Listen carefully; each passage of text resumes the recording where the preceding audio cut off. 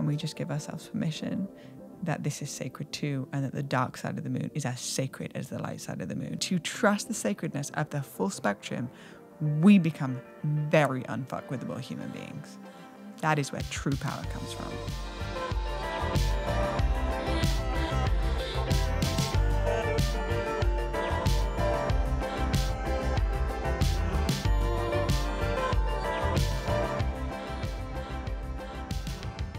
Hello and welcome back to the Bianca Taylor podcast. I'm excited for today's episode and to introduce somebody that I love so dearly. She is also a podcast host of the podcast Deja Blu and a really good friend of mine, somebody who's coached me, somebody who has really opened up my mind in so many ways, and we've shared so many laughs. So I'm happy for you guys to meet Blu. Hello, everybody. Yeah, we did do some work together, didn't we? Yeah, we did. We spent, was it 8 weeks? I think it was 6 weeks. 6 weeks. We did 6 weeks and we ended it with like a whole like journey. Mm-hmm. It was. We just went through like one giant journey together. Yeah. And we opened it with like tarot cards. We did a reading and then we got clear on the archetypes that you were anchoring in, which was the mystic. Mm-hmm. But of course, here we are now on the podcast so that everyone can realize that Bianca doesn't just have a fabulous booty, but she also is profoundly wise and deeply mysterious and loves to be a mystic that pulls back the veil of the human experience and to dig deeper into the expansion of human consciousness. But perfect. Me. Thanks for having me on. Yes, I'm so excited. And we actually, there's so many good memories from that 6-week container that we did. And it's actually, do you remember? That's why I got the snake tattoo on my hand. Yes, it was on the card. It was on the card. There was a card and it had a snake on it. And I felt like it was a sign. And then we went through these really monumental 6 weeks. And then after that, I went and got a snake tattoo on my hand. Ooh, so like a little bit of me is on you Forever. For the rest of your life. Oh, I love it. I didn't even look at it like that, but now I feel a sense of pride that I have some real estate on your body. Yes. So let's just jump into your story for listeners that maybe haven't seen your content or listened to your podcast before. And let's start from the beginning because I know your background story and you've gone through this transformation to become Blu, this wise woman of Venice. The wise woman of Venice? The wise woman of Venice. It's my God, I love that. That's how I would describe you. And like whenever there's just a room of people, it's like you just have this like powerful presence. I think that Nimai may have shared this story on his podcast, but him and I shared this story. It was the first time that we saw you. This sounds so creepy. The first time that we saw you was at the Oasis, and it was like a last hurrah. And you gave a speech because everyone was like, speech, speech, speech. And then you gave a speech. And me and Nimai looked at each other and we were like, who is that? We want to be her friend. She's powerful and very cool. And then we manifested friendship with you. It's amazing. But before you became that person who people cheer to speak at group gatherings, where did you start? Well, first and foremost, I've got like a whole vision now of printing out a business card that just says Blu. And then under in small lettering, wise woman of Venice. Love it. Thank you for that. And I feel very honored that that little speech at the end encapsulated and placed a little tiny baby hook in your heart that reeled you in. And now here we are. It's been a journey to get to that point of standing up, in front of a lot of people and to speak on a camera, on a microphone. And also to just come and be sitting here in this seat right now. So I'll do my best to paint a picture in an abbreviated way of sort of what is it taken to get to this point. Well, first and foremost, born and raised in the UK, if you can't already tell by my accent, just sort of had a beautiful upbringing, amazing parents, lovely life.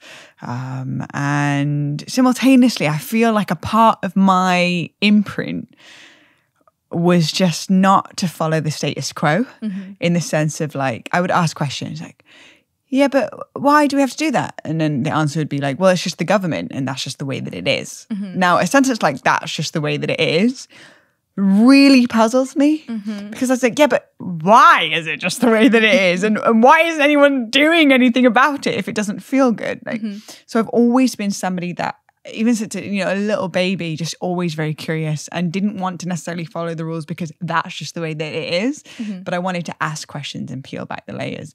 And so that curious spirit has just guided me throughout my life.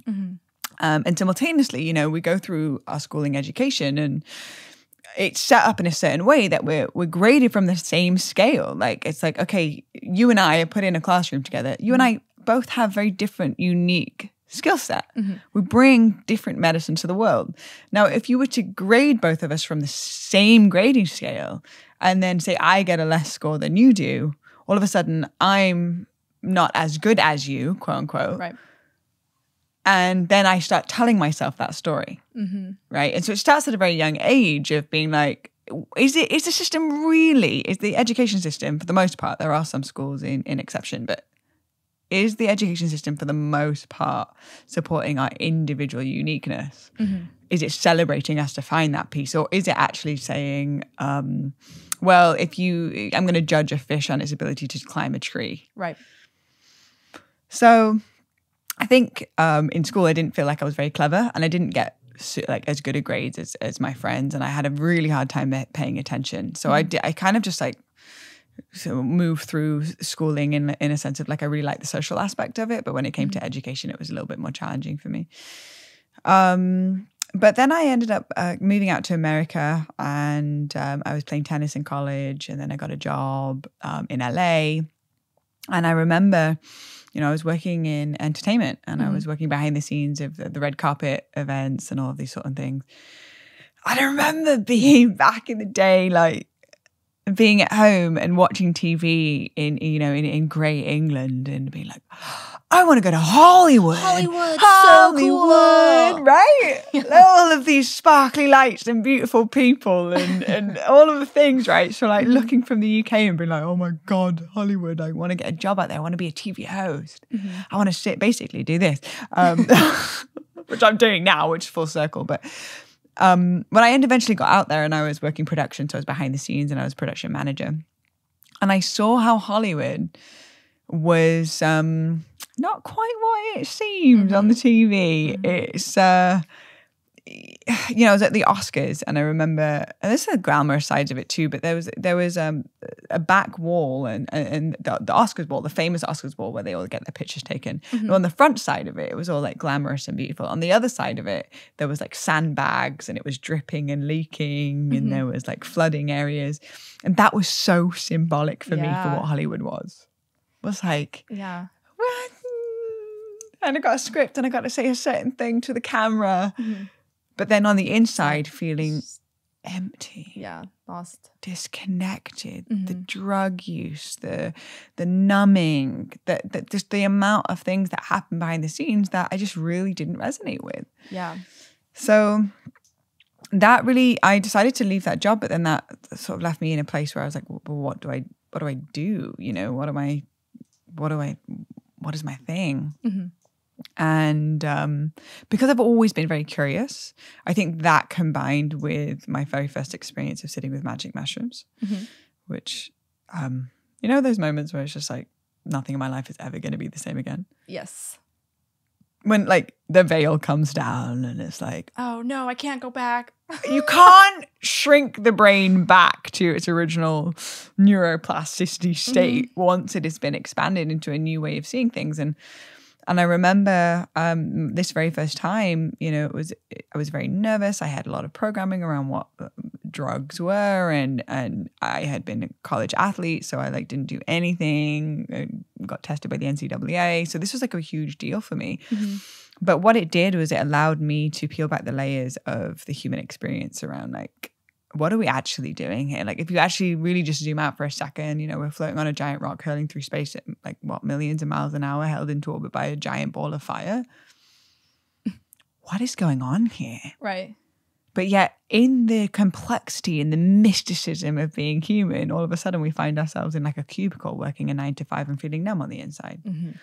There's a disconnect in the general narrative around how actually phenomenal it is to be human. And so once I got like that layer peeled back, I wanted to just go. Dive in. I want to peel back the layers of all of it. I want to understand. Like, and the more that I actually go deeper into the understanding, the less I realize that I know. I really don't know what is going on here. But ultimately, what I have found is that when I follow the whispers of my heart and take great leaps, also great reward is responded to the great leaps that it takes to require to listen to one's heart against maybe what our family or what our schooling, our education, or the culture or the community or society will expect from us. And so I think just part of my contract is just to continue to lean into the edges where there is limitation. And I just want to go there and peel it back. So long story short, going from the UK in a very certain, I guess, a belief system or a way that the society is constructed, and to kind of forge my own path, which has then, led me on a journey with plant medicines, led me on a journey of spirituality, meditation, different practices, different teachers. I ended up shaving my head and changing my name. The full thing, like classic move, you moved to LA. Oh, she's a hippie now. Yeah, does plant medicine once.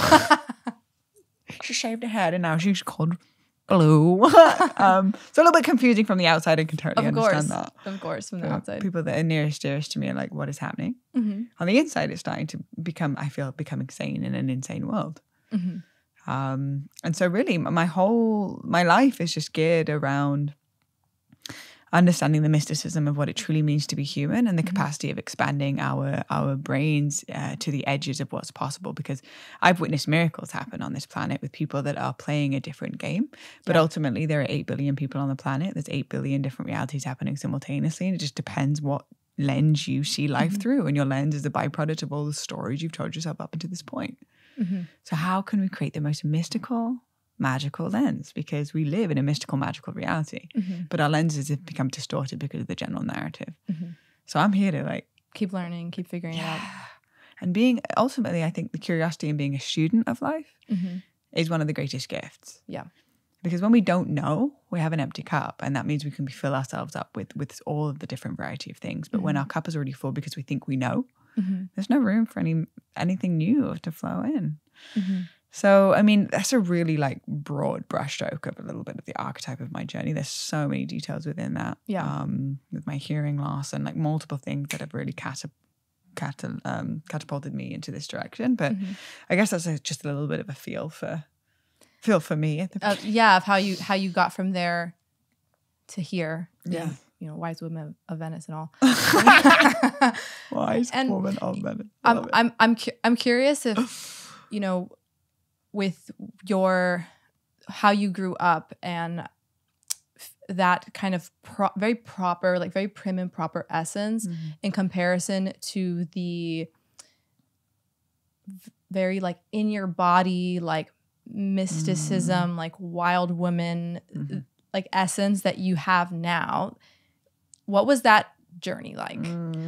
What came up when you were trying to shed that? I mean, I'm sure things probably still come up because it was how many years of programming of, like you said, we're supposed to be this way, we're supposed to operate this way, especially for women, right? We're really told how we're supposed to operate. Yeah. So I wonder what that was like, and to just getting into your body and really owning this new version of yourself. I'm still on that journey. Yeah. That doesn't feel like I'm going to sit here with, in these beautiful fluffy thrones and be like, I've made it. I'm fully embodied. It's such a journey. And even you coming on my podcast the other day was I felt so inspired chatting to you, because at the end of the podcast, I was like, oh my God, I'm going to go move my body in ways that I haven't even accessed yet. There's still that level of chipping away at it. And there's been a significant difference between me when I was 16 and me now. Giving some more context about my upbringing, the boarding school that I went to school at, if our skirts weren't, more than I guess you had 3 fingers below your knee. That's the measurement of how, you know, long the skirt is. And we weren't allowed to wear heels, and we weren't allowed to wear any makeup. And we had like regulations, hair ties. And we had, even at one point in my younger school, we had regulation underwear. Like all the girls had to wear certain underwear that would cover, you know, a large portion of Jubilee bits. And there was also a rule called the 30 centimeter rule, which was you had to be 30 centimeters away from the person of the opposite sex in public. Interesting. And then there was also like, you can get in trouble for what's called PDA, which was public displays of affection. So holding hands with someone of the opposite sex, or, you know, or someone of the same sex, maybe, I don't know. But I think more at that time it was predominantly under those guide rules. And so you can imagine what this does for a young sponge-like brain that is just learning the fundamentals of our adult life based on these very primitive times, like these early times of our life. Yeah. And so sex was this mysterious thing that would make us all giggle. And also, like, really withdraw. It was like this thing, you know, like, when you go lose your virginity, oh my God, I can't even imagine. You know, it was really something that was like, it kind of reminds me of, you know, in the United States, it's different in the UK, but you can't drink till you're 21. And then when everyone turns 21, they go wild. Go so wild because of how long it's been restricted. Right. Same thing with sex, I think, for us in the UK and around our sensuality. And I remember, you know, I was quite developed as a young age in my breasts, and it was not safe for me to be sexy because it attracted so much attraction, like it created so much unwanted attention that I had to actually shift from being like sexy to goofy, and that was my defense mechanism. Goofy was just the way that I knew how to communicate. Because it wasn't safe for me to be a fully developed woman around young, horny adolescent boys that were like, who aren't taught about consent and respect in the ways that they should be. Right. Yeah, because it was almost just like, we don't really talk about this thing. Right. And that's where that whole boys will be boys kind of concept comes in, where it's always up to the female to conceal, because boys will be boys, rather than for parents to raise their male children with the understanding that a woman's body is not inherently sexual unless she wants to be sexualized. Right. And learning for them to learn how to navigate that amongst their hormones. Because we have hormones too when we're teenagers. Right. Girl teenagers, we get horny stuff too, but we don't talk about that. Right. We conceal it very well. Exactly. And if we were showing something or we did hook up with someone, the girls are called sluts or whores. That was just the general conversation. And then if it was, you know, a man that hooked or a boy that hooked up with then somebody, he's a good lad. They're a player, and they get celebrated. So there was such an inequality around that. But you know, also sort of going back to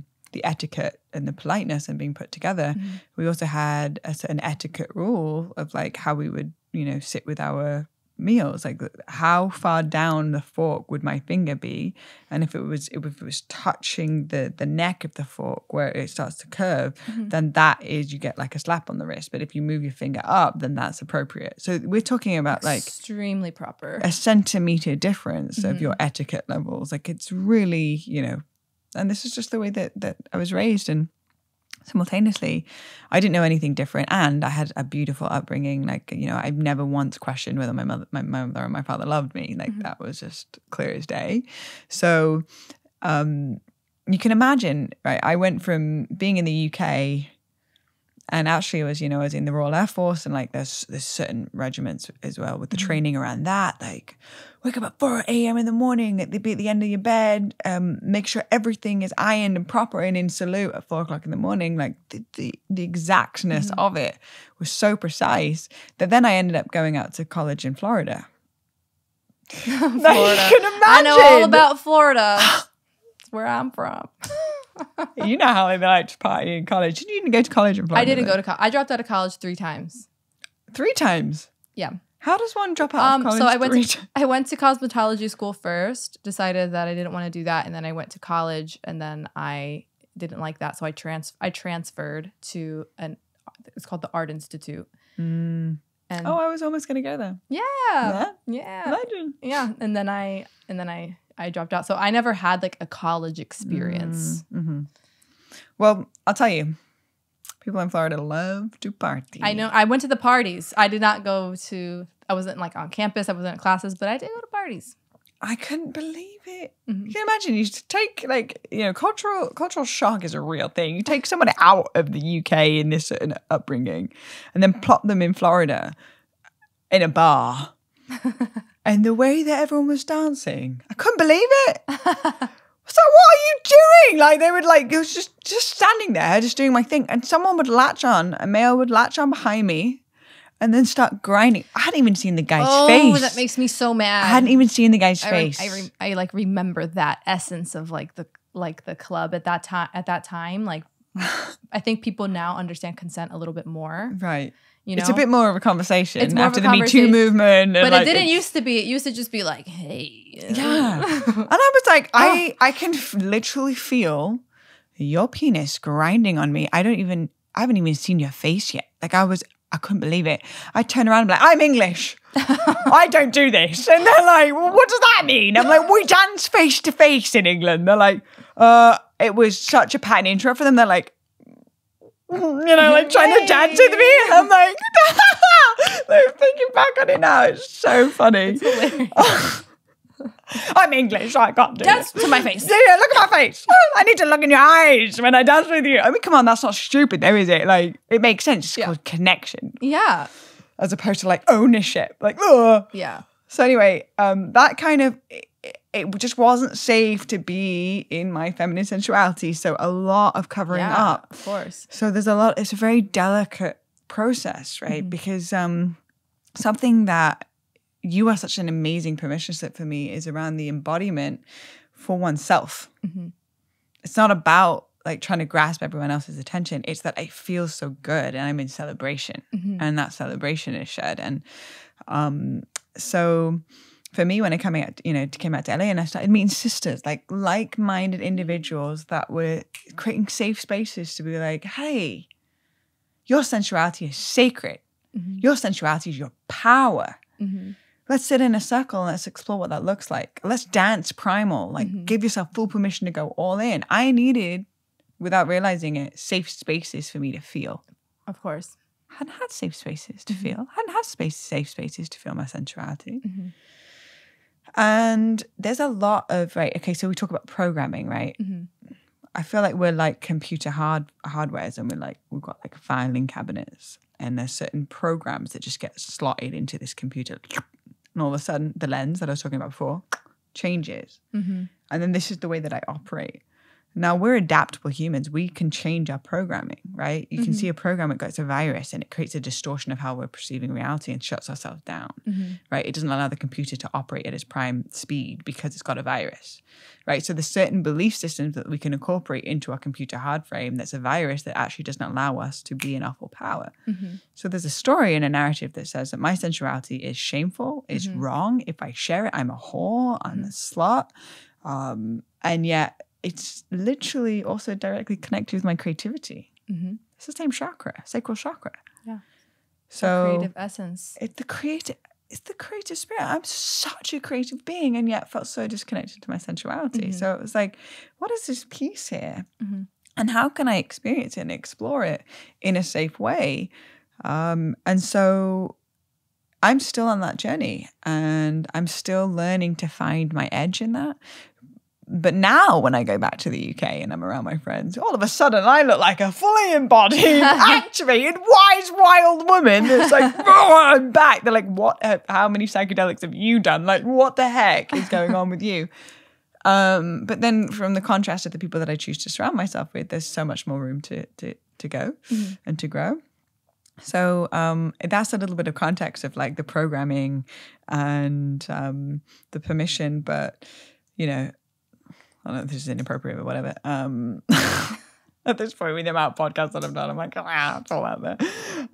Last night, after we did our podcast together and after hanging out with Aubrey and Vailana, who are like soul family, who are very expressed in their sensuality, it's been a permission slip for me to find that edge within myself, specifically within my partnership.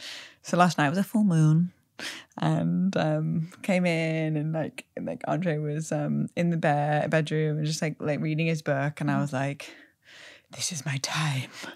I'm going to tap into this sensual side of myself.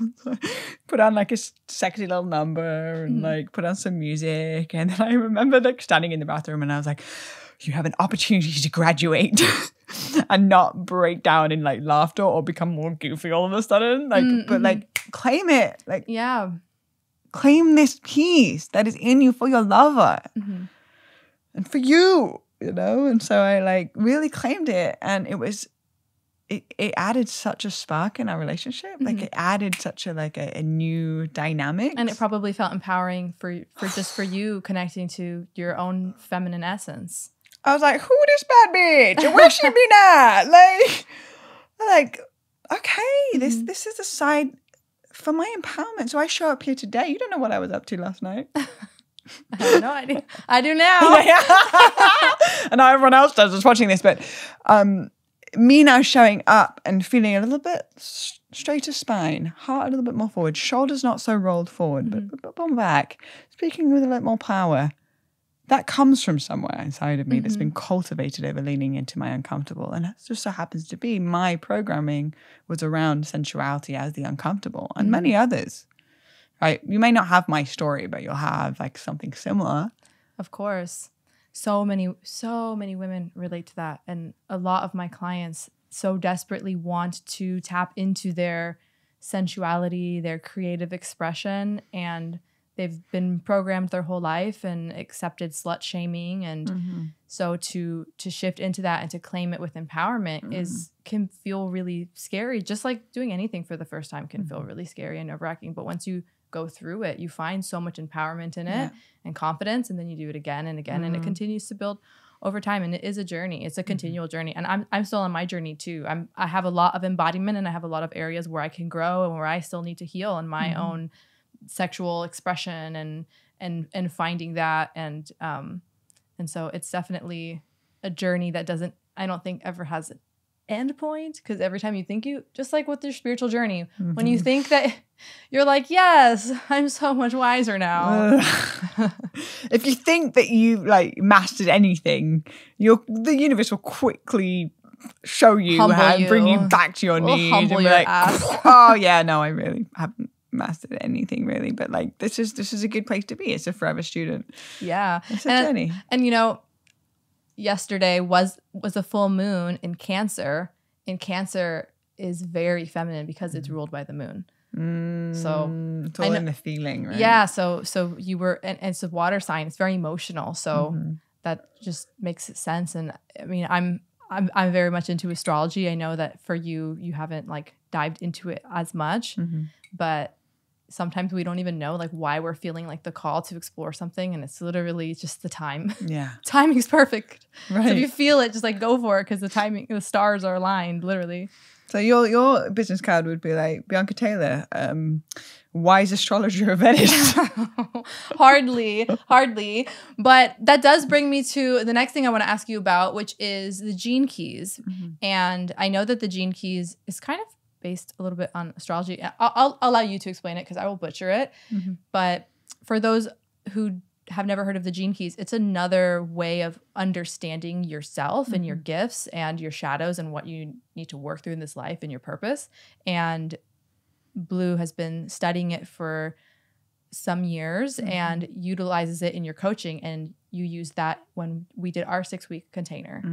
And it allowed me to understand myself deeper. So would you like to share a little bit about the gene keys? The gene keys. With my accent, people think I'm saying gene keys, but it's gene, like genetics and keys. Unlock your genetics, basically. And disclaimer before I go into the gene keys, we are infinite beings, not defined by any labels. Okay, so it's really important to utilize this as a map to bring out more of us as opposed to box us into a certain way of operating. And the gene keys is an incredible technology that's created by a man named Richard Rudd, who spent 7 years of his life, a whole cycle, we go through 7-year cycles in our life, a whole cycle of his life bringing this information through him. He doesn't necessarily like to use the word channeling, but more so of like a transmission. And ultimately, even just hearing that, it can sound a little bit like, I'm not really sure about it, you know. But if you read it and you feel into your body's resonance with it, it is profound, this information. And it's the density and the thickness and also the one sentence can change the course and the trajectory of your life, of how you claim your gift. So it's a really, really, really, really powerful text that's created and cultivated between two technologies, astrology and the I Ching. And the I Ching is an ancient text created by a Chinese emperor 5,000 years ago about this all 64 archetypes of the human experience. So we're so many different archetypes. And I think you do this really well when you go into your closet. It's like you have all these different costumes and way of expressing yourself. Is part of the embodiment piece is also just recognizing that we are not just one archetype. For example, I am the mother and this is my responsibility and this is my role and this is what I do. But it's actually you're the lover and the student and the teacher and the seer and the mystic and the seductress and the eternal child. And we're so many different archetypes. We're actually, you know, all facets of the same diamond. So the I Ching is talking about the 64 archetypes. There's also 64 strands in our DNA. So there's 64 expressions that we can be. Within those 64, it's cross-section with your astrology, your natal chart, which then pulls up your own what's called a hologenetic profile. So it's your own breakup of your own personal archetypal genetic makeup.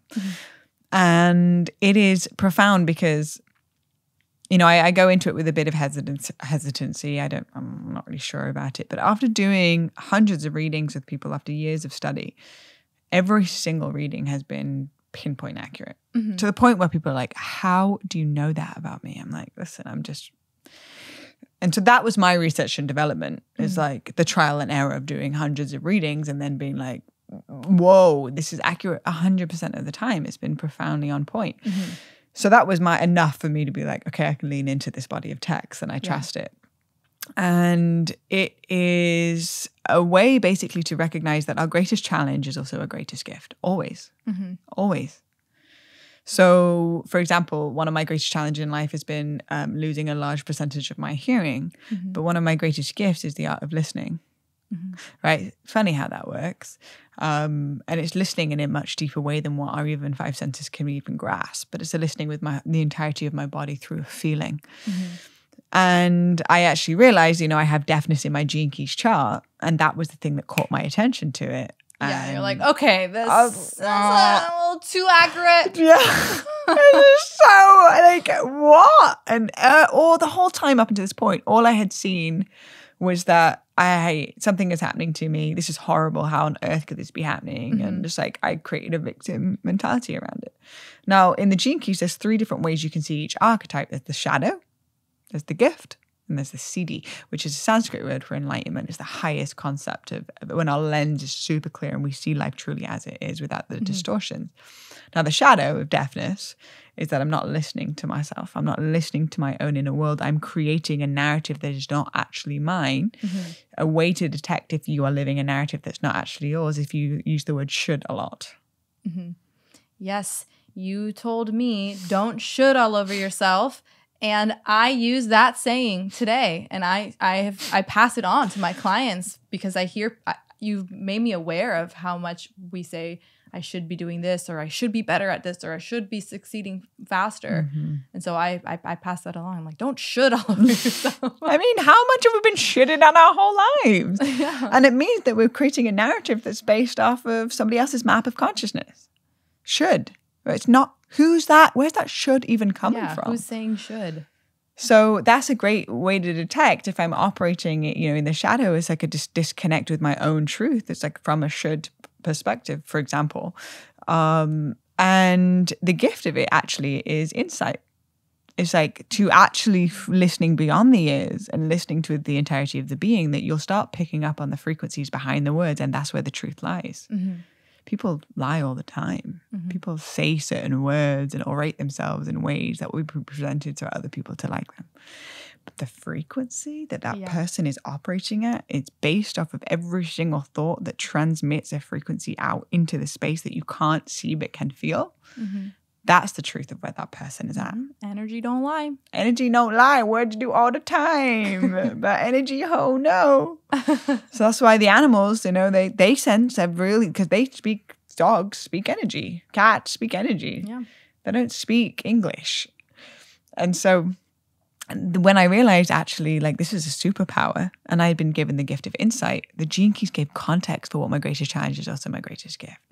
And I was like, I remember that day when I read that Gene Key and I was like, something's happening to my brain. Yeah. I'm like, oh my gosh, my lens is changing. My inner world is starting to pulse at a new story.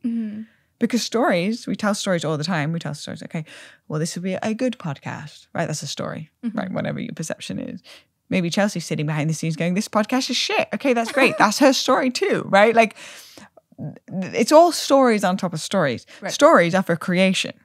Stories are for more of what that piece is. Yeah. And so if I'm telling myself, I'm going deaf and this is the worst thing that could happen and I'm just a disabled individual, okay, that's a story. And that story is for creation. So you're just creating that to be the experience. Or I could say, I've been given a truth filter and I can filter out actually all of the noise from truth. And I can read people as soon as I meet them because I have a gift of insight, but it required for one of my senses to become dampened so my extrasensory perception can be heightened. I'd rather tell that story. Of course. Because now I can live and show up the way that I do, even when I have this, as an empowered individual, because I've created an empowering story, which stories are for creation, for more of. Yeah.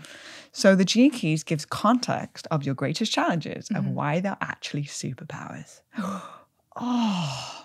So every person on this planet has been dealt cards, challenges, things that are like, really challenging for them. Yeah. But everybody also has the opportunity to find the superpower within it. And then once you find the superpower, you share it with others. And then it creates a self-fulfilling, self-sustaining energy that lives within that magnetizes more of what you're calling into your life. So everybody's superhuman, but not everybody's going to tap into it in this life. Not everybody doesn't even realize that they are. So the Gene Keys gives context. And I am so grateful for the Gene Keys existing. I'm like, yeah, me too. Thank you. So that's a little bit about the Gene Keys, just like scratching the surface. Yeah, it's so much information. I after we were working together, I was like, I'm gonna read the Gene Keys book. I'm just gonna like go through it from the beginning to the end. You did. It was like a lot of information. My brain was like, yeah, it's too much. but I tried to like hyper focus on the ones that were in my Gene Keys. And it's extremely useful to utilize different tools. And that's why I also like using astrology and human design and like the Myers-Briggs personality types to gain deeper understanding of how we operate, how we can utilize our gifts, and how we can better respond to people too. Because when you have that understanding, so you know a lot of the Gene Keys of people around you, right? And you know how to read them. It allows you to just have a deeper sense of like empathy and that just only allows for better connection with other individuals. Exactly. Because everybody's Gene Key chart, everybody just in general has a challenge, has the shadow. Everyone. It's just part of the human experience. It's the polarities of day and night. We have to have both so that we can experience both. And the Gene Keys is such an amazing way to see that everybody has the shadow and everybody has a superpower, so that when I look at someone's chart, all I can see is their potential. So when somebody's in front of me and they're going through a really tough time, you know, the time that we work together and there's certain pieces that you're wanting to unlock, but I'm looking at your chart and I see the oracle in you, you know, I see the medicine mystic in you. Like all I can see now is my lens changes and I just see the potential. And that's what it truly means to hold space. Is to always see the potential, even when someone's in their shadow, of what they can be, so that person then can receive it themselves and step into that place. That's what it means, I believe, to be a space holder, to be a facilitator. And so it's such an amazing way to actually like infiltrate hope and promise into some of the most challenging things that we experience being human, because being human is not easy. No. What a weird thing that we just got all plopped into. Like, I guess we signed up for this, but I consciously don't remember doing that. I don't remember signing my name on the dotted line and be like, send me there where it's a really dense frequency and there's frequency control, which is keeping people away from their own truth. But what you're here to do is activate that in yourself and then share it with others. Are you ready for the mission? And I'm like, I'll go. All of a sudden, I'm like coming out of my mum's vagina, like, wow, like, what is going on? I'm here on planet Earth. And it's like, I got to remember, like, forget everything and remember again. Yeah. But ultimately, this is what's happening on the planet is a lot of people are starting to remember and wake up. Consciousness is expanding. It's becoming the topic of conversation. We're seeing vegan restaurants pop up everywhere because people are realizing the interconnected nature between us and what's on our plate. Like, this conversation is spreading. And yet we need more safe places for us to be able to experience what we're experiencing without thinking we're going absolutely fucking nuts.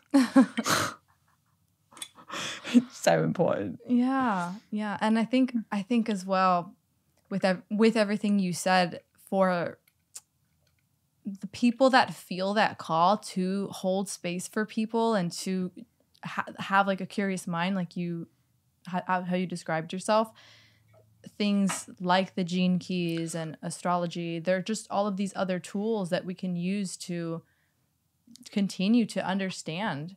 And that is only going to expand what we're doing here in our path. I know that for me, as I continue down my path of spirituality, I've just wanted to download as much information, and I've become more and more and more curious.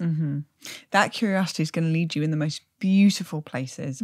And the discernment also, because you are embodied in allowing the information of what you're downloading to be embodied into your body. Your body cannot be wrong. Your bodies will talk. And when there is a certain body of text that you'll come across that will be like, wow, I really resonate with this. This is allowing me to have the right frame around my already existing piece of artwork, which is allowing my value to be received in a deeper way. This feels true for me. Okay, wow. And then reading it creates more of an expansive feeling. Then that's your medicine. That same book may not resonate with someone else. There is not the truth for everybody. Again, it goes back to the schooling system. What may work for you may not work for me. But it's in the body of the resonance of how it feels. I know people that don't resonate with the gene keys. Amazing. I know that people that do not resonate with plant medicines, amazing. That is your truth. It is not for everybody. My commitment is to come on these podcasts and share my journey as authentically and as truthfully as possible. It may inspire, it may not. You may get comments in the chat, in the YouTube thing, being like, she's fucking not lost off a rocker and she's gone mad. Great, that's your story. However, what would it look like if we created more vulnerable, authentic conversations? What you're doing on this podcast, which I fully support, is for places for people to be like, okay, I have some context. Because if this water, if this did not have a glass or did not have a mason jar, this water would be all over the place, and we would leak our energy.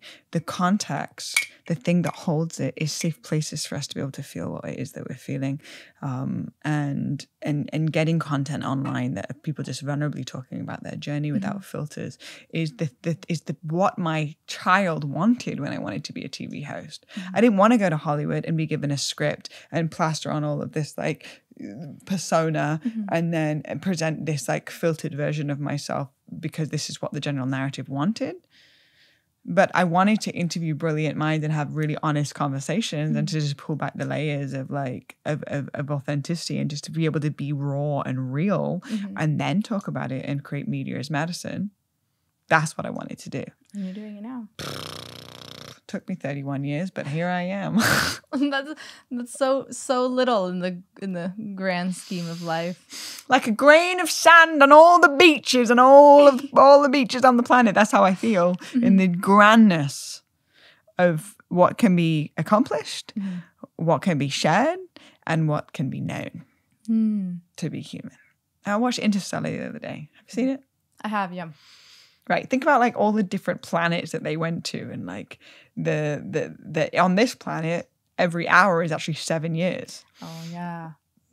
I've got to get out of here real quick. It's got to go back to my daughter, right? Like it's it really just puts into perspective if you think about it.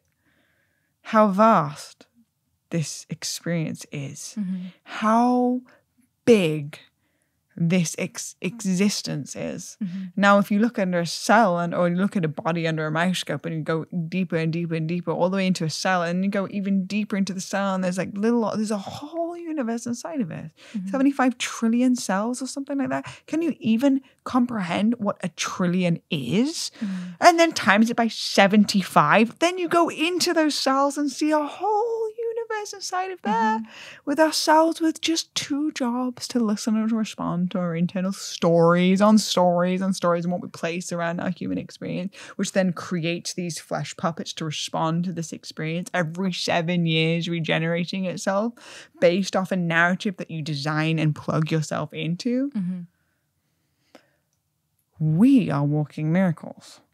The fact that we have a soul in this body on this planet at this time together is profound in itself. Now, why would I spend my life watching television? Or doing something I hate? Yeah. Doesn't make any sense. It doesn't make any sense. But the curiosity is what's going to take us into realizing how minute we are and yet how powerful we are simultaneously in the same breath. So I have a question for you, for people who have that curious calling to explore what is beyond just working a 9-to-5, living in the matrix, and they want to go deeper. Where do they start on their journey? What is the most important piece for them to go to first? Well, we're already in a good place. If you're listening to this podcast, you're on the journey. Right. Like, hey, welcome to Bianca Taylor's podcast. You're in the right place for awakening your consciousness and having thought-provoking conversations. I mean, if someone's listening to this podcast, there's a vibrational match. There's a reason why you have somehow, through the ethers of all of the millions of videos you could have found on the podcast you're listening to this, and you've got this far into the podcast. There's some sort of resonance that's happening here. Okay, cool. So we're in a great place. Yeah. For example, if we're working in a 9-to-5 or, the classic 9-to-5 experience, then the invitation is, and it's really important not to put all of our eggs in one basket and then kind of like overwhelm ourselves and drown a little bit. But like, well, I must leave my job, but I don't know, how I'm going to keep the lights on at home. It's just let the curiosity just start coming in and asking yourself, hey, what was I doing at the age of 5 or 6 or 7 years old before the general narrative happened? What was it that lit me up when I was a kid? For me personally, writing music, like hearing songs and figuring out how to play it on the keyboard, putting on plays for my family. It was dressing up in different costumes, making art. What were you doing at 5 or 6, 7? Painting, drawing, a lot of creative crafts with like clay and any type of arts and crafts. I did it. I made bracelets, I made clothes, I made pillows, I made everything. So I was just always creating. I would also make movies with my childhood best friend, or I'd make movies with Barbies, like stop motion films with Barbie dolls. So good. Yeah, just always something that was creative. Making up dances, choreographing a whole new Destiny's Child routine. Yes, dancing with your sisters, making up bands, songs, the whole thing, right? I even visualize now you having like we've got Chelsea behind the scenes. That's why whenever I'm looking over there,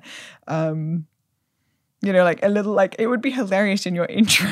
Find a Barbie that looks like you and you're like a stop motion part of the intro, like welcome to the Bianca. But what I'm really referring to here is I see you light up when you're doing those things. Well, I've seen you painting on videos and content of you like with a paintbrush in your hands. You light up. You're like in your Now, we want to keep following those moments. Those feelings, the feelings. Because the universe does not respond to English, French, German, Spanish. It responds to the feeling.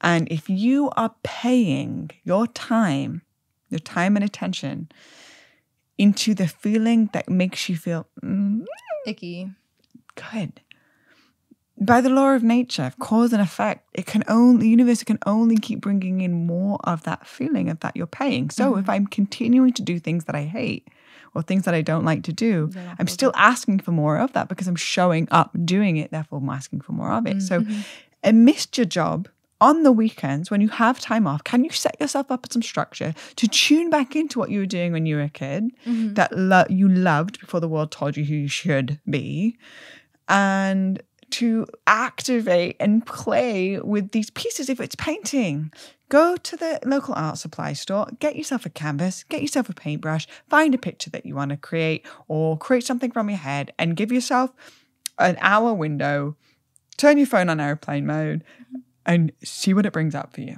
I'm not telling you to quit your job. I'm inviting you into finding that feeling again. That was potentially maybe told by an elder or a peer or a parent that said, you can't make money from doing that. Go pick this. It's not realistic. It's not realistic. Get your head out the clouds. You're living in a fairy tale. Ooh, classic one-liners from those who map their experience of reality as being projected onto somebody else's experience of reality. Because I know artists that make, specifically in the NFT space now, you do draw yourself a gorilla on the iPad and put a weird hat on it and give it a funky name, and you got yourself $3.5 million, sweetheart. Like, this is a jungle out here, but we get to create the narrative and the story that we live, specifically the NFTs. It just goes to show, like, everything's changing. Yeah. But we must follow that feeling because the world will respond to that feeling. And I tell you, that feeling is contagious. When I see you painting, I'm like, okay, I've been on Instagram far too long. I'm going to go. when I see you painting, I'm like, oh my God, I haven't painted in a little bit. Right? But the permission slip that we hand to each other, this is what our tribe does. This is what our community, this is what our friends do for each other. It's like, hey, you feeling down? Like, okay, for example, Chelsea, who works behind the scenes and does all of the production for Meraki Media and the podcasting and all the magical stuff. She's also like one of like my homies, like one of my besties, like my sister. And when I'm showing up to work and I'm like, I've read something, it's affected me, maybe some mean Instagram comment, I don't know, still affects me sometimes. Still. Classic. And she's like, Blue, I know nothing in you right now wants to dance, but let's dance. Yeah. Because she's bringing that feeling back in me, and that's what we do for each other. Is like, life can get really tough, but hey, Bianca, here's a paintbrush. Get over here in your overalls or not, whatever, and let's paint something. And let's bring you out of this, right? Like, it's the feeling that we want to keep following. So full circle back to the question. If you still feel like you're stuck, you feel disconnected with what it is and the direction you want to move in life, the invitation for you is to get out of the goal-orientated mindset of being like, I need to get here, but I don't know how to get there, and go into the process-orientated mindset, which allows you to just soften into the process of this watercolor picture. Or soften into this process of getting a camera and taking photos of yourself and creating these advanced selfies. Shout out to Sorella Moore. And editing them in Photoshop and changing the colors and the pictures if that's something that lights you up. Or going to a dance class. Or go to a dance class with Bianca Taylor, which I have done, by the way, with Azria, and learn some sexy moves with some heels on. Damn, I felt empowered looking in the mirror. I was like, whoa! It made me feel something. It's not goal orientated because what happened at the end of it? I never ended up showing that dance routine to Andre because I really still, the second you went in the room, looked like a lemon. Because I needed your guidance. I hadn't locked it into my long-term memory bank at that point. However, I created a feel-good feeling. And over a prolonged period of time of investment in the feeling, eventually my schedule and my calendar is like a full fuck yes. Everything is like, oh, I got a podcast with Bianca today, then I'm going to shoot a podcast with Reggie, and then we're going to have friends over tonight, and then we're going to do painting night, and then we're going to create this, and it just eventually becomes a life lived fully from the heart. But there's nothing more powerful than taking the first step and becoming a pattern interrupt by making a claim of reigniting that feeling of what you once felt as a child. Snaps. Oh, snap. We don't clap in the spiritual community, we snap. I snap. Yeah. Amazing. I think And I relate to your journey as well with that you had all these questions and then you would follow the feeling and you kept following. And I relate to that so much. I mean, like I said, I dropped out of school 3 times because I it wasn't feeling aligned. Mm-hmm.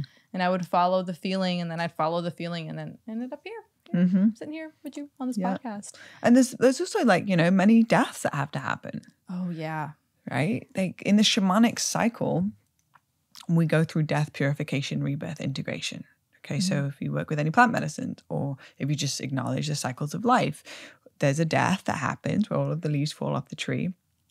And then there's a purification where, the purification of the leaves that fall off and then they integrate into the ground and become the soil and, and then the purification and there's the rebirth where there's new fresh leaves that start coming on. And then there's the integration where the fruit is born. And then we go through these cycles of us in everyday reality just through the human nature. Like I said, we go in 7-year cycles. Every 7 years, there's not a single cell in our body that's the same as it was 7 years ago. We are completely reinventing ourselves every day for 7 years in cycle.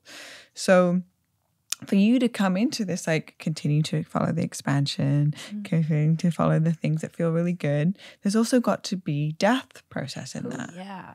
Right? Like how many times do you think that you've gone through not physical deaths, but ego deaths or identity death? Yeah, quite a few identity transformations. I mean, one in just recently with removing my breast implants. I mean, I held on to that for a long time and I really my soul didn't want to, but my ego was so tied to it.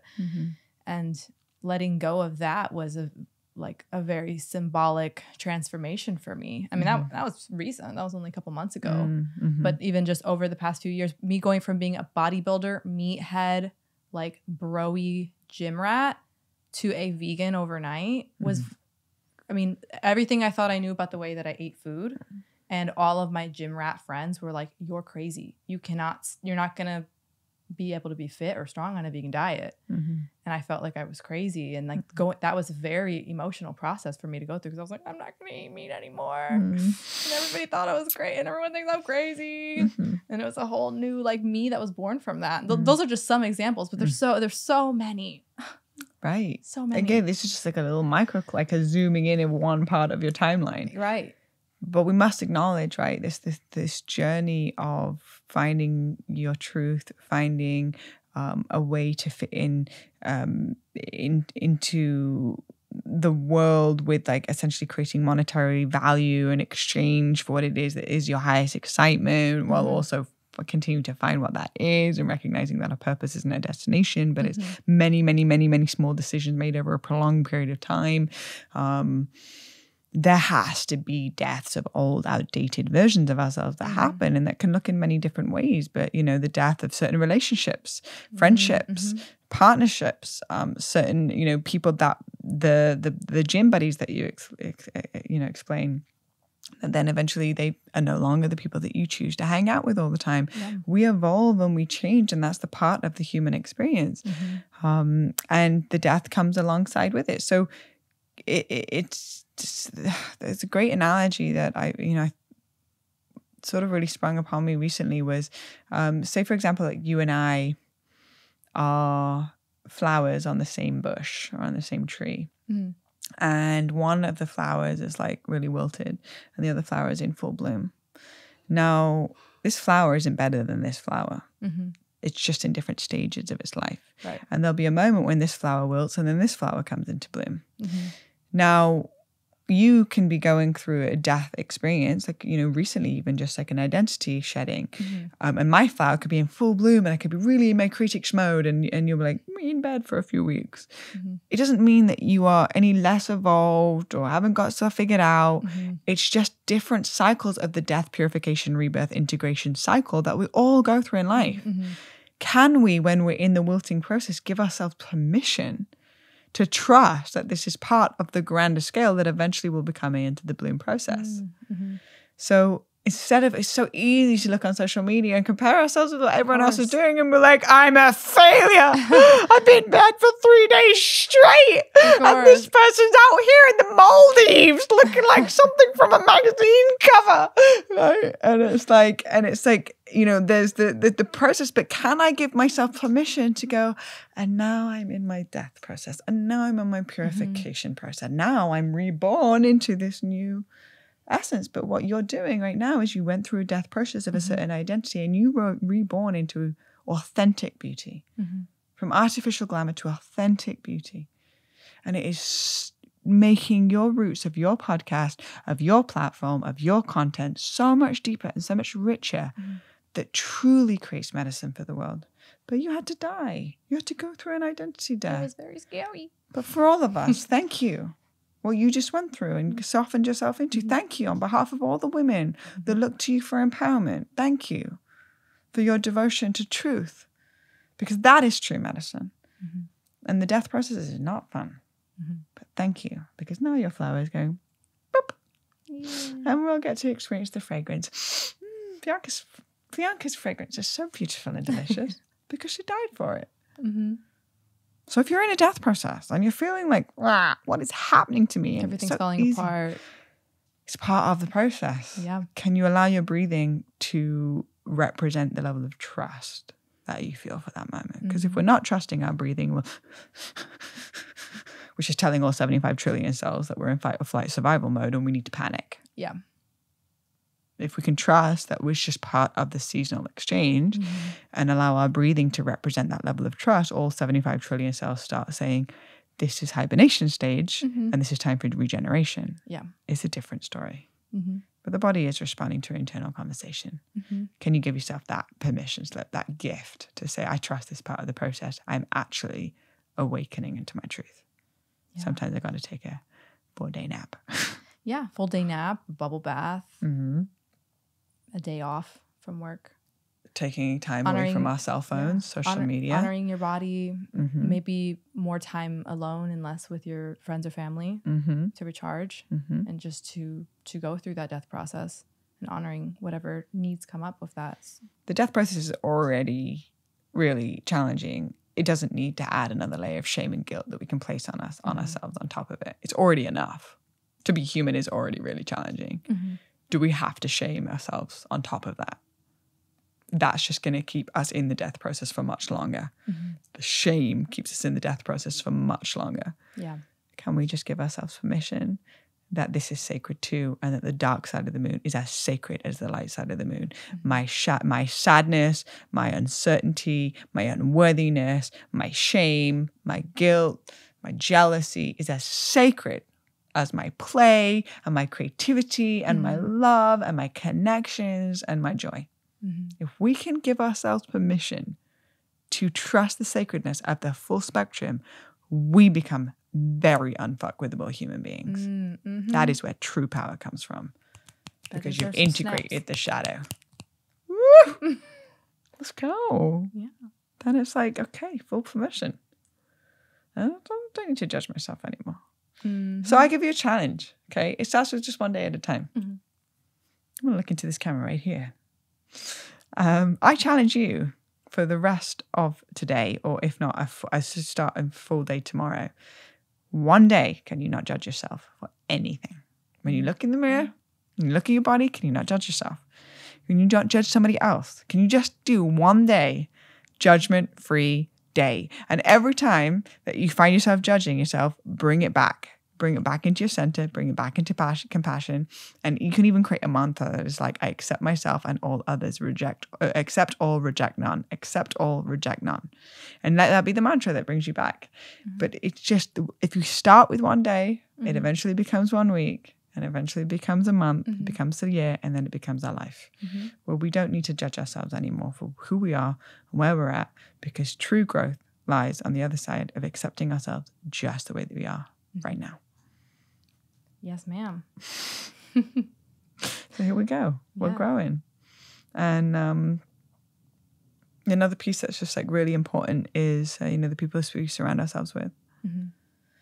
Our tribe is everything. Our community is everything. The people that we hold in our close knit circle, the ones that are I call charging blocks.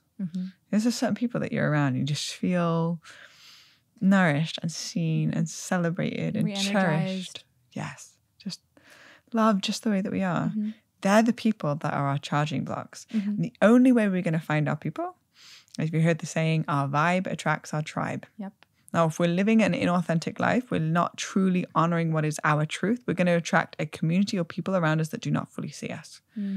When we are fully allowing ourselves to be in the essence of who it is that we are here to be, we are going to attract other like-minded individuals that reflect back to us more of whom we are. And then we grow, we charge, our batteries become full.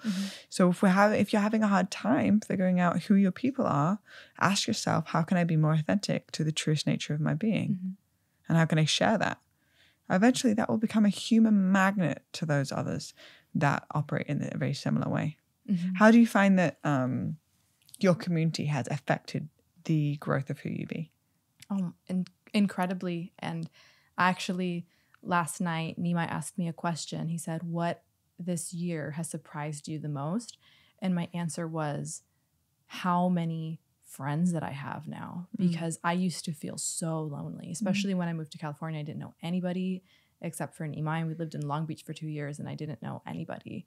And I had my one best friend, Jordan, from back home, who happened to move to LA at the same time. And I didn't know anybody. And then I eventually started meeting people, and I would see people that really embodied so much that I aspired to. Like one of the first people that comes to mind for me is Andrew Seeley. And when, such a human. Yeah, when we met him and I saw how devoted he was to mindful living, I was so inspired, and it really like woke something up inside of me that I was yearning for more. And as I began to embody more of that and spend time with him, and then through him I met so many amazing people, and not just through the people that live in this community here in LA, but also like expands out through other states and countries all over the world.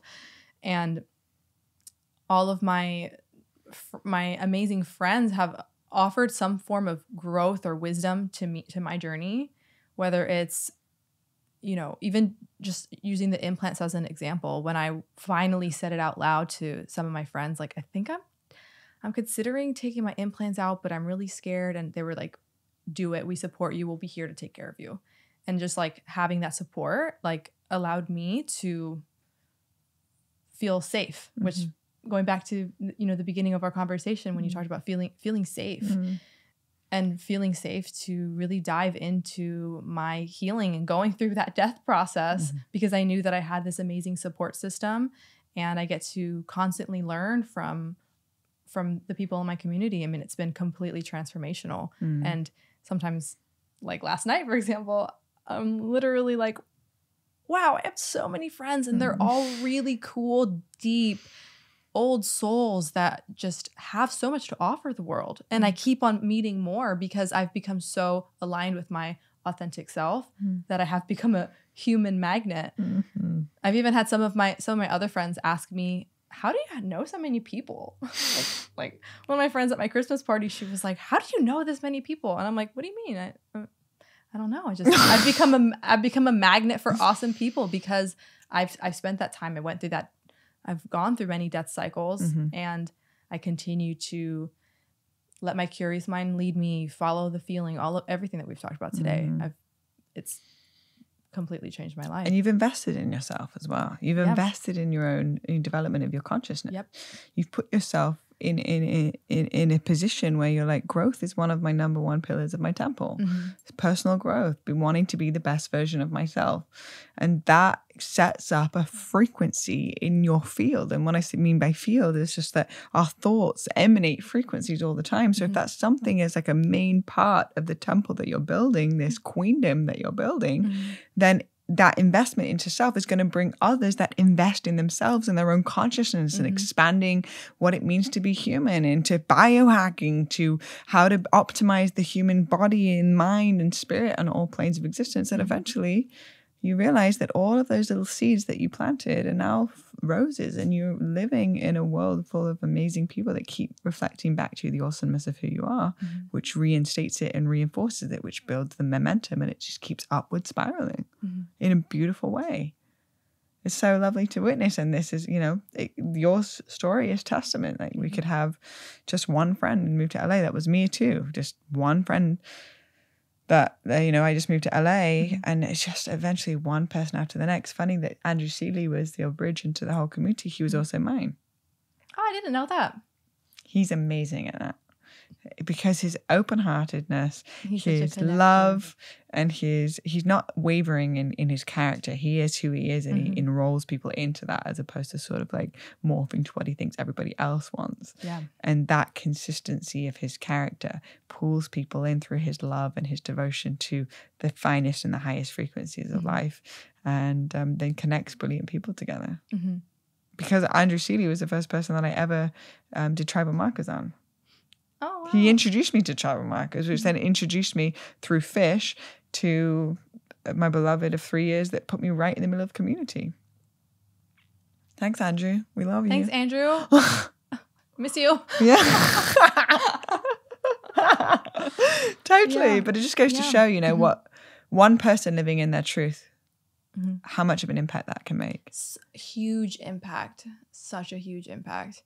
Yeah. And that's how I see you as well. Like I said, that story where me and Nimai saw you giving a speech, and we thought, wow, she's such an amazing speaker, and everything that you're saying just was so deep and meaningful. And we knew that was the frequency that we wanted to be aligned with. So that's why we were like, we're going to be your friend. And now here we are. What a queen manifester you are. Speaking of, don't you have a manifestation course that's coming? I do. Shameless plug. I do have a manifestation course for my Embodied Babe program.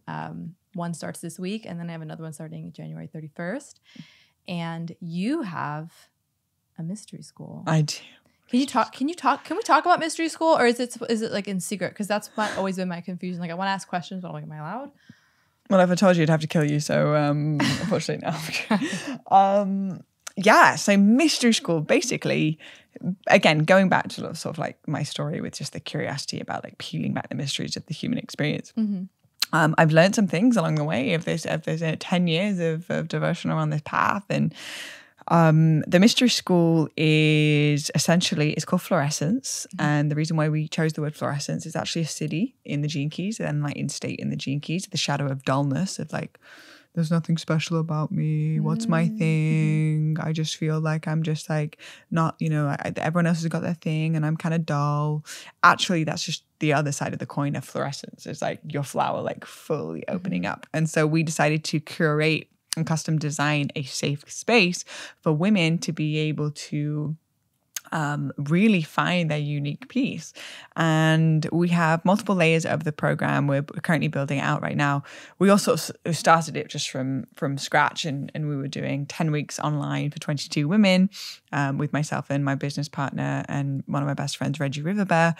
And then we've all of a sudden had an onslaught of applications come in, and we've had over 200 applications come in for the next round. Amazing. And we have just under 1,000 people on the mailing list, and it's just like, it's blown up really quickly. So we are behind the scenes now working diligently to reverse engineer, be able to serve everybody. But what we're looking at right now is the foundational layer, which is the free content, which I create through my podcast, the Deja Blu Podcast. You can find it on all podcasting platforms.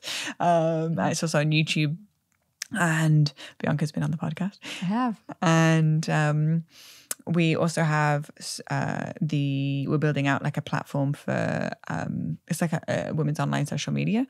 So it's a space for like freedom, for freedom of expression, and places where sisters can support sisters. There's a marketplace. There's ways that we can all connect with each other. I'm There's so meetups. excited for that. Yeah, it's really yummy. And so that's in the works. And then the next piece behind that is the online program that we have, which is 6 weeks, and you can download the course, and it takes you can just self-regulate and take yourself through it.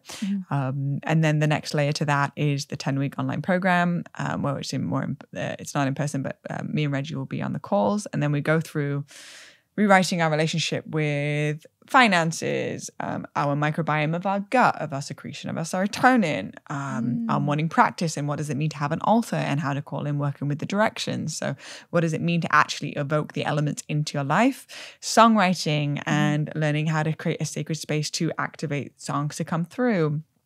To the gene keys and understanding your hologenetic profile, and going deeper into the gene keys. We have a guest speaker, Richard Rudd, who's the founder of the gene keys, come in as bringing his medicine. We cover topics from how to live aligned from your heart and to make large amounts of money and to be able to share in bigger ways. Like it's a specifically curated course around that. And then outside of that, we then do in-person immersions, which are really, really powerful deep dives of learning different shamanic tools, learning different practices with Reiki and universal energy medicine, to learning to utilize music as medicine and how to work with frequencies to support healing. There's so many different ways, but basically it's an accumulation of mine and Reggie's life's knowledge and understanding, as well as many other guest speakers come into these spaces and create safe spaces for women to fluorescence and come into their fluorescence and their blooming. That's amazing. Yeah, so it's called fluorescence.earth, and you can check out the website. And that's where we've got all of those mystical things going on. Yes, that is so exciting. I'm so excited to see all of these things continue to blossom over time. And I know it's just going to continue to help so many more women activate themselves and their power and really just dive into their path.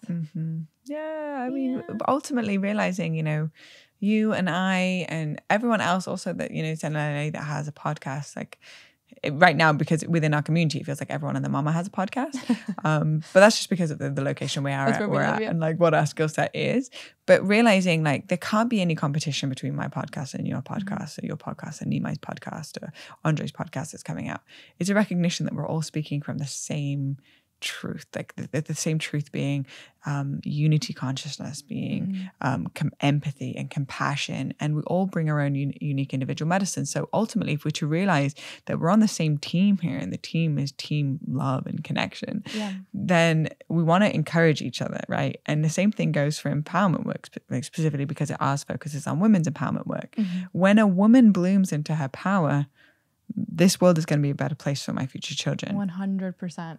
So we've got to support each other. Yeah. We're in this together. So how can we pour into each other?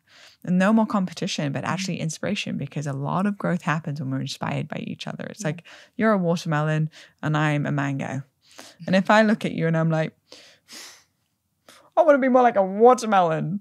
Like, what are you doing? Yeah. You're magic because you're a mango, not because you're a mango trying to be a watermelon. Like, your uniqueness is your superpower. Own being a mango. If we only ate mangoes or watermelons for the rest of our life, boring. Yeah.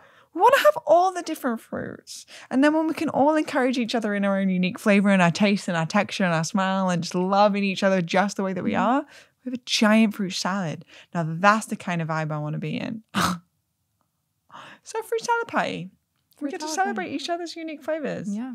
And not try and be a mango wanting to be a watermelon. Yeah. It's just like in nature. We appreciate all of the different types of flowers and trees. And we might have a preference. Like sunflowers are my favorite. Exhibit A. But we never think, oh, this is not good enough compared to this rose. Yeah, exactly. No, it's just like this rose is beautiful in its way. This is beautiful in its own way. And it's the same like energetics that when women tap into that, we just become so powerful. Exactly. And so imagine, when we compare each other and all of the flowers start to bloom at the same time, you have the most beautiful, all the smells and there's colors and there's textures. And that's the world that I want to birth my children into. I don't want to birth a world where this sunflower is attacking this sunflower and now this sunflower is dropping and it's dying and it smells and we're like, yay, I contributed to that and now my babies get to live in it. No.